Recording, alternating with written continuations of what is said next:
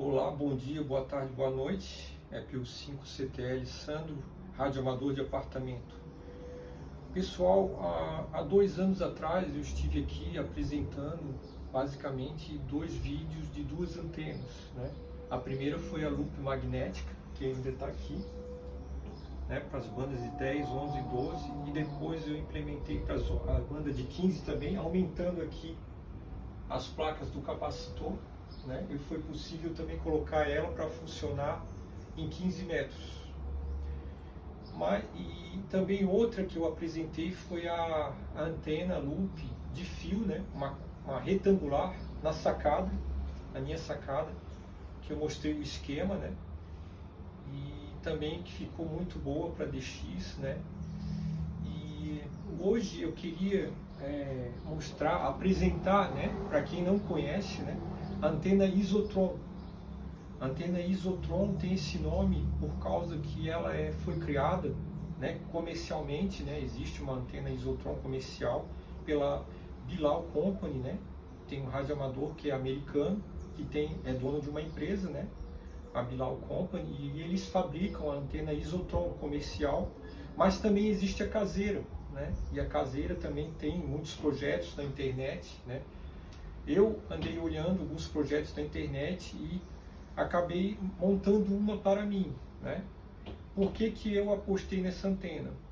Porque é uma antena pequena, primeiro que me chamou a atenção, de pequeno espaço, pequeno porte, né? E eu queria operar nos 80 e também em 40 metros, ok?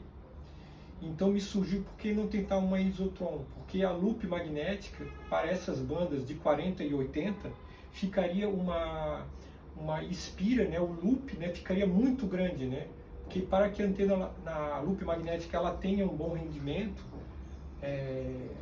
por exemplo, a espira principal, né, o loop principal, ele tem que ter 10% do comprimento de onda, né, então imagina, em 40 metros você vai ter que ter, não, 1/4 de onda, né, em 40 metros você teria que ter 10 metros, né, desse loop, que ficaria grande. Em 80, imagina, você teria que ter 20 metros de loop, né?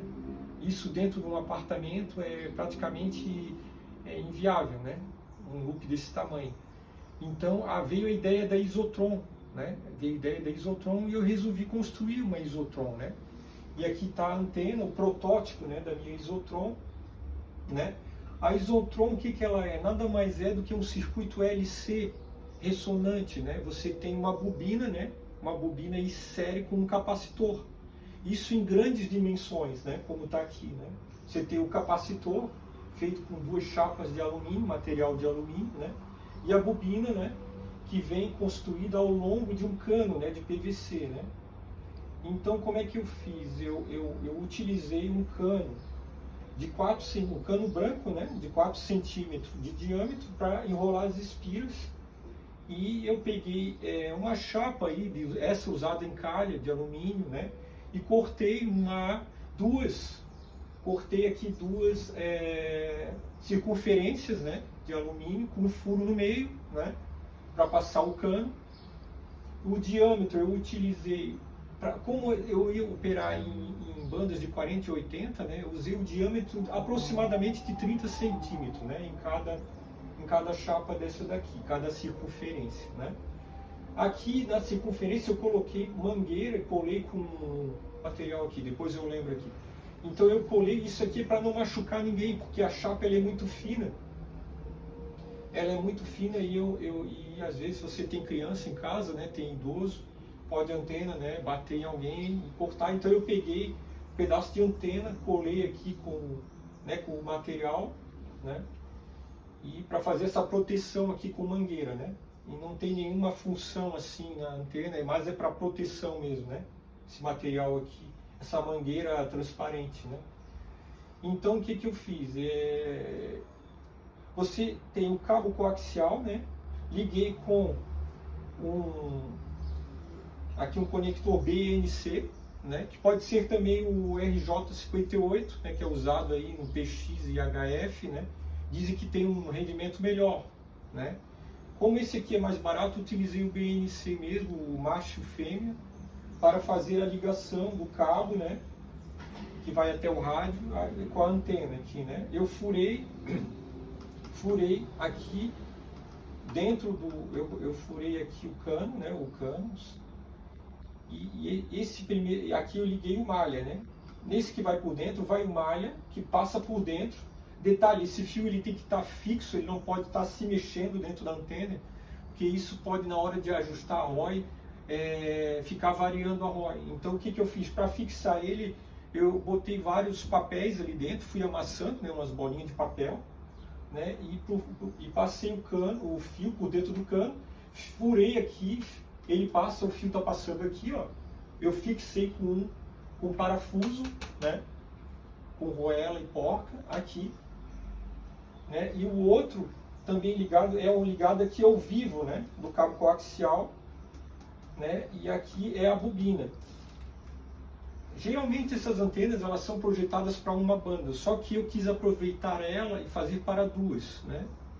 Então no primeiro momento eu fiz ela com 170 e poucas espiras aqui, né? Eu joguei 170 e poucas espiras e depois eu peguei e fiz como se fosse um tap, né? Um tap aqui. Eu fui testando conforme o maior chiaço no rádio, né? Eu ia vendo a sintonia. Né? E aí, o que eu fiz? 40 metros, por exemplo, né? Eu fui aqui cortando, né?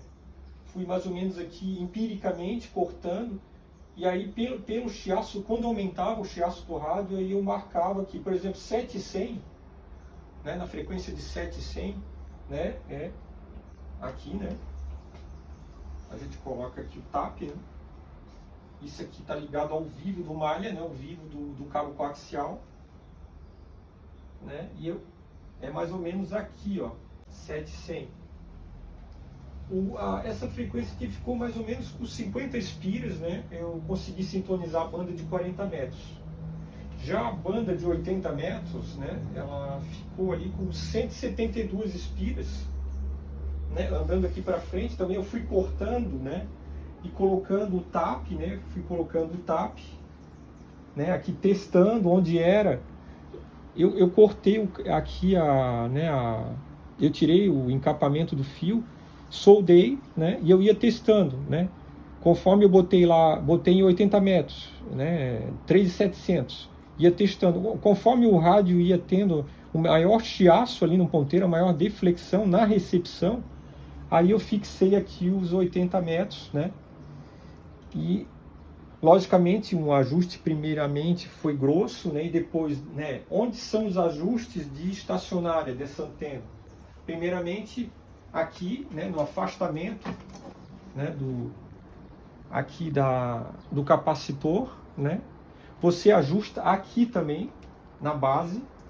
Praticamente aqui você tem que ter mais ou menos uns 20 centímetros, tá?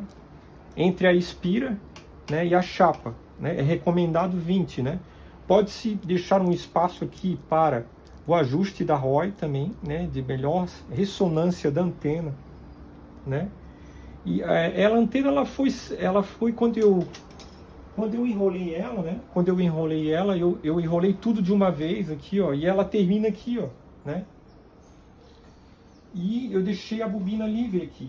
Só que aí onde que vai fechar o circuito, né? Ela vai fechar no tap, né? O tap vai ligar ao vivo do malha, né? Aqui. Quero 700, né? Então aqui, ó, a antena, vou cortar aqui o caminho, ó. 700, né? Então, ó, a bobina ela encurta o caminho, né? Passa pelo tap e faz a sintonia nesse espaço aqui. Quando eu for para os 80 metros, né? Aí eu vou aqui onde eu tenho o melhor ponto de sintonia também, né?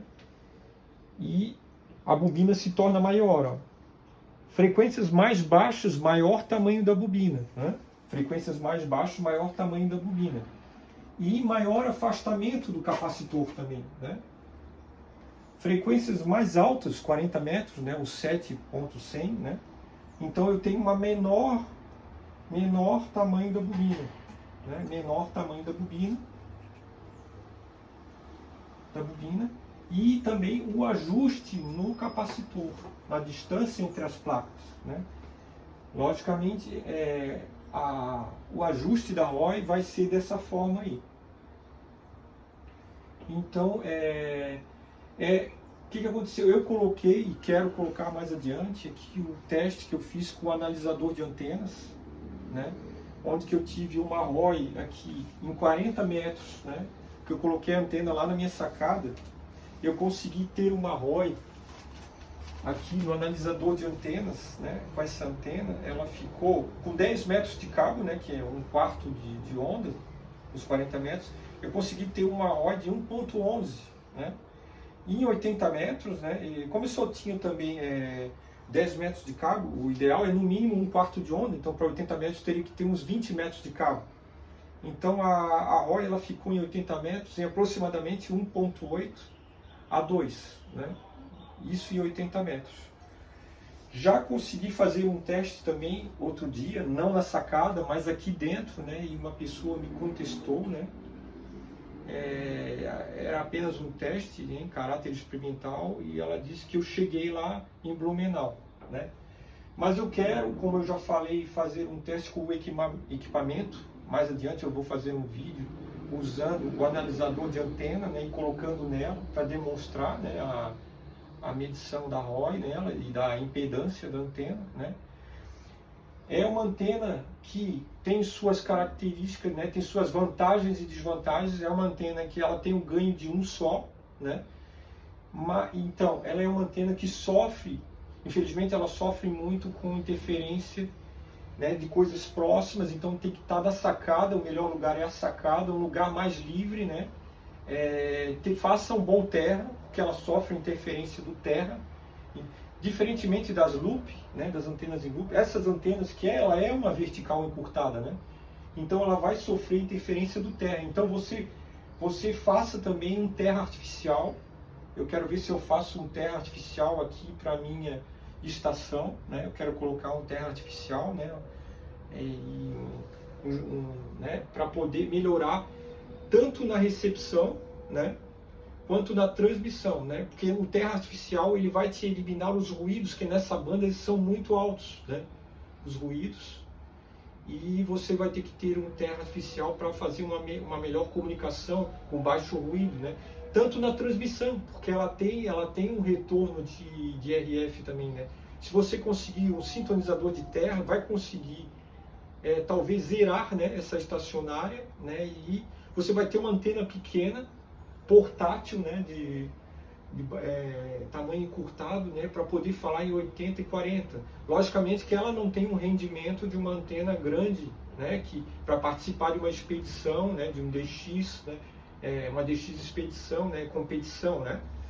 Mas para você, né, fazer seus contatos locais, e também sim é possível fazer DX também com ela, né, acho que é uma boa proposta, é uma proposta a se pensar, principalmente se você conseguir aí levantar ela, né, vamos dizer que você tem aí uma varanda e você não consegue abrir uma dipolo, mas consegue aí ter uma boa espaço para levantar ela, né, você coloca ela com o cabo também bem livre, esticado, o cabo coaxial, porque tem uma vertente que fala que essa antena ela é aparentada da EH, né? A EH, que é uma antena que dizem que ela transmite pelo cabo também, né? 99% é transmissão pelo cabo, né?